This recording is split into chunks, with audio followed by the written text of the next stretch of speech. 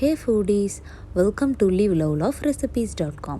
இன்றைக்கி நம்ம சேனலில் நம்ம பார்க்க போகிற ரெசிபி என்னென்னு பார்த்திங்கன்னா ஒரு சூப்பரான chickpea coconut curry எப்படி செய்ய போகிறோம் அப்படின்றது தான். இந்த கொண்டக்கடலை கிரேவி கோழி குழம்பு மாதிரி நல்லா டேஸ்ட்டாக இருக்கும். அதே சமயத்தில் வாசனை சும்மா தூளாக இருக்கும். சப்பாத்தி, பூரி, தோசை இது எல்லாத்துக்கும் பர்ஃபெக்டான ஒரு காம்பினேஷன். இன்னொரு அட்வான்டேஜ் என்னென்னு பார்த்திங்கன்னா இதை நம்ம ஒன் பாட்டில் செய்ய போகிறோம். அதாவது வெறும் குக்கரை யூஸ் பண்ணி மட்டுமே செய்ய போகிறோம். டக்குன்னு ஒரு 15 நிமிஷத்தில் செஞ்சு முடிச்சிடலாம். வாங்க இது எப்படி செய்யலான்றதை பார்ப்போம். ஃபர்ஸ்ட் இதுக்கு நம்ம ஒரு ப்ரெஷர் குக்கரை ஹீட் பண்ணிக்கலாம். அதில் ஒரு 3 to 4 டேபிள் ஸ்பூன்ஸ் அளவுக்கு ஆயிலை சூடு பண்ணிக்கோங்க.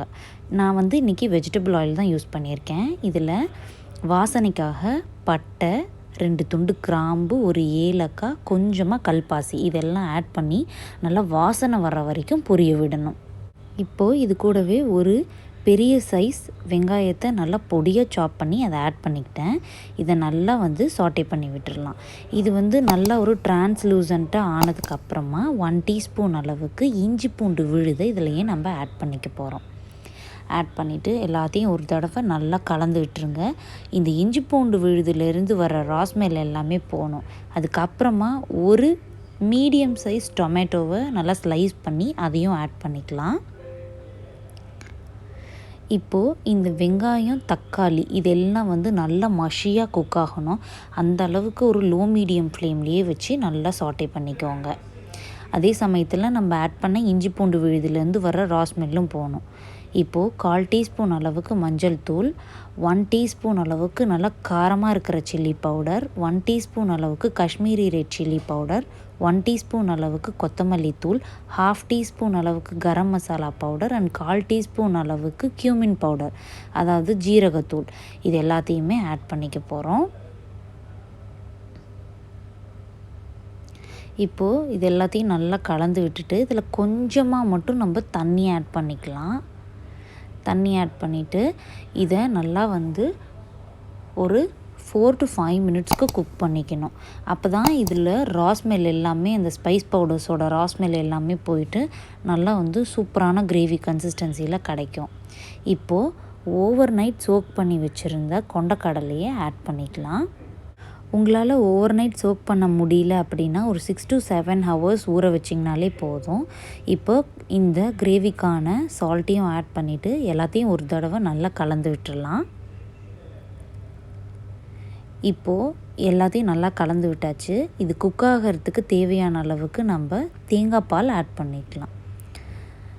இப்போது பாருங்கள், இந்த கொண்டக்கடலை எல்லாம் மூழ்கிற அளவுக்கு நல்லா தேங்காய் பால் ஆட் பண்ணியாச்சு. ஆட் பண்ணதுக்கப்புறமா இந்த மாதிரி ஒரு குக்கர் விசில் வச்சு 6 to 7 விசில்ஸுக்கு இதை நல்லா ப்ரெஷர் குக் பண்ணி எடுத்துக்கோங்க. மீன்வையில் ஒரு மிக்சரில் இந்த மாதிரி 3 to 4 டேபிள் ஸ்பூன்ஸ் அளவுக்கு தேங்காய், அதுக்கப்புறமா ஒரு 7 to 8 முந்திரி, அதுக்கப்புறம் 1 டீஸ்பூன் அளவுக்கு சோம்பு இது எல்லாத்தையுமே நல்லா தண்ணி ஊற்றி ஒரு ஃபைன் பேஸ்ட்டாக கிரைண்ட் பண்ணி மீன்வையில் எடுத்து வச்சுக்கலாம். இப்போது குக்கர் 7 விசில்ஸ் வந்ததுக்கப்புறமா ஓப்பன் பண்ணி பார்த்துடலாம்.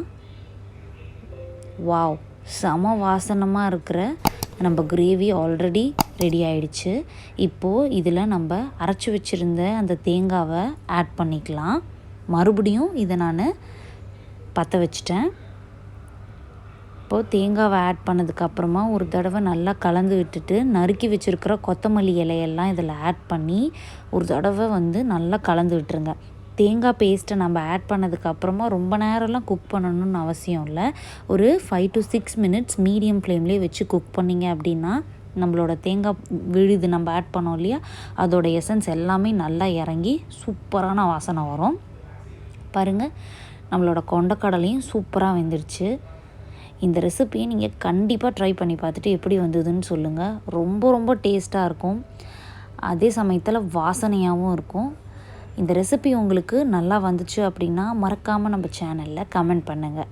அது மட்டும் இல்லாமல் கொண்டக்கடலையை வச்சு ஏற்கனவே நான் நிறைய கிரேவி செஞ்சுருக்கேன். அதோட லிங்க் எல்லாத்தையுமே நான் ஐகார்டில் கொடுக்குறேன். கண்டிப்பாக போய் செக் பண்ணி பாருங்கள். இந்த சேனல் உங்களுக்கு பிடிச்சிருந்தது, யூஸ்ஃபுல்லாக இருந்ததுன்னா மறக்காமல் சப்ஸ்கிரைப் பண்ணிக்கோங்க. தேங்க்ஸ் ஃபார் வாட்சிங்.